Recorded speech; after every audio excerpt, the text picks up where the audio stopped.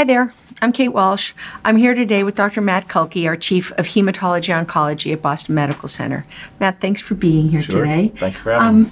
I've been thinking a lot about you and the patients that we serve in our cancer center as Boston Medical Center prepared to and is now responding and is in the midst of a pretty significant clinical surge related to COVID-19. And the patients you serve a lot of people are no longer coming to campus to get their care. They're talking to their doctors on their phone, but your patients have to come in. So talk to me a little bit how you got ready for this and how you're preparing and how you're taking care of people during this pandemic.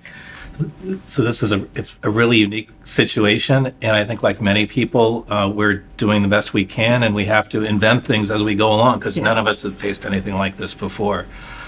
As you said, cancer is a difficult thing to have, and when you have cancer, you do need to have treatment. So we're balancing the risks and the benefits, but many of our patients really do have to come in. We are there. We are still doing chemotherapy infusions when we have to. We're encouraging our patients to come in when they need to. There are other situations where we can do televisits. So we're screening all of our patients up front, contacting them, and giving them advice on what they need to do. And what would you say to patients or loved ones of patients who are in the midst of their cancer treatment and afraid to come to the hospital? I think it's really important to come in if you need your care. And we are taking precautions. We are screening people when they come in to the Moakley Cancer Center to be sure that we take appropriate precautions. If there is a risk of COVID, those patients are getting tested. We can isolate those patients and still see them if we need to be sure that the other patients that do have cancer and may have other risk factors for COVID are not exposed to the best of our ability. So we are keeping things as safe as we can for our cancer patients. And that means personal protective equipment. So you're working probably in physically different space and wearing lots of stuff you haven't worn for a long time, I'm betting. We are. We started with the masks, and a few days ago we're now doing the face shields. So it looks a little bit like a space station, but we're still taking good care of our patients. That's terrific.